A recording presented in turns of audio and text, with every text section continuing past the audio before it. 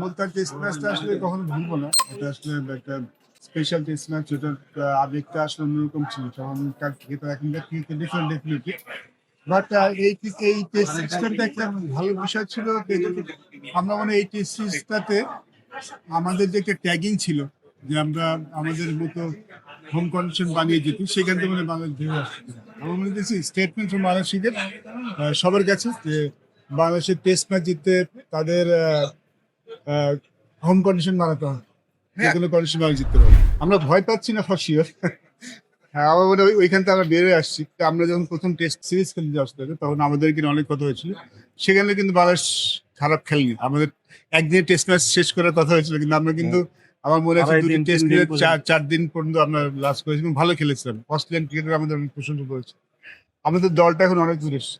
আমরা মনে হয় রেজাল্টের কথা বলবো না, বাট চ্যালেঞ্জ জানানোর জন্য বাংলাদেশ এখন প্রস্তুত। আমরা confident, definitely big challenge, tough series আমাদের জন্য, বাট সেটা মোকাবেলা করার জন্য আমরা মনে প্রস্তুত। এই জন্য সম্ভবত আমরা কনসিস্টেন্ট হতে হচ্ছি এবং এই জন্য হয়তো আমাদের ওই মানে যেটা বললাম হোম কন্ডিশন বানাতে হচ্ছে না। শুধু নট অনলি ব্যাটিং, আপনি যদি বোলিং এর কথাই বলেন, ডেফিনেটলি দু একজন বলে আছেন তারা সবার থেকে ভালো করেছেন। Obviously Nahid Rana outstanding. যদি আপনি পারফরমেন্স দেখেন, তাইজুল প্রথম টেস্টে হয়তো বেশি উইকেট পাননি, কিন্তু ইম্পর্টেন্ট ব্রেক থ্রু দিয়েছিলেন। শেষ ইনিংসে কিন্তু 6 উইকেট পেয়েছে। আপনি তাসকিন হয়তো পুরো সিরিজে অত উইকেট পায়নি, কিন্তু যদি দেখেন যে ইম্পর্টেন্ট ব্রেক থ্রু যদি বলি আমরা ম্যাচের মোড় ঘুরিয়ে দেওয়াটা, সেটা কিন্তু তিনি করেছেন। মিরাজ 5 উইকেট পেয়েছেন।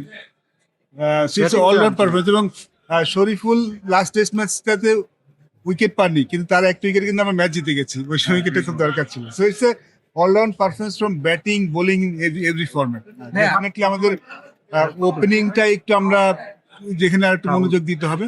এছাড়া বাকি সবাই মানে আমাদের কারোর উপর ডিপেন্ড করতে হচ্ছে যে এই টিমটা সবচেয়ে ভালো। ফুটবল ওয়ার্ল্ড কাপ তো নিয়ে তো একটা সবসময় একটা আলাদা আকর্ষণ থাকে। ডেফিনেটলি আমি Brazilian supporter, that doesn't mean I hate Argentina. কিন্তু শুনুন ভাই, আর্জেন্টিনার জার্সি পরে আপনার একটা ভিডিও আছে। হ্যাঁ, আমরা গত বছর ছিলাম 4 বন্ধু ওয়ার্ল্ড কাপ দেখতে গিয়েছিলাম। তো আমরা 4 বন্ধু 4 দলের সাপোর্টার। আমি ব্রাজিল, সানোয়ার জাভেদ ওমর আর্জেন্টিনা, আর আমার এক বন্ধু সুমন ছিল পর্তুগাল। আমাদের যাওয়ার সময় একটা ছিল যে সবাই সব দেশের জার্সি নিয়ে যাবে এবং যেই সাপোর্টই হয় ওই টিমের জার্সি পরে খেলা দেখতে হবে। নিজেকে লাকি মনে হয় কিনা যে চ্যাম্পিয়ন দলের জার্সি পরতে পারছিলেন?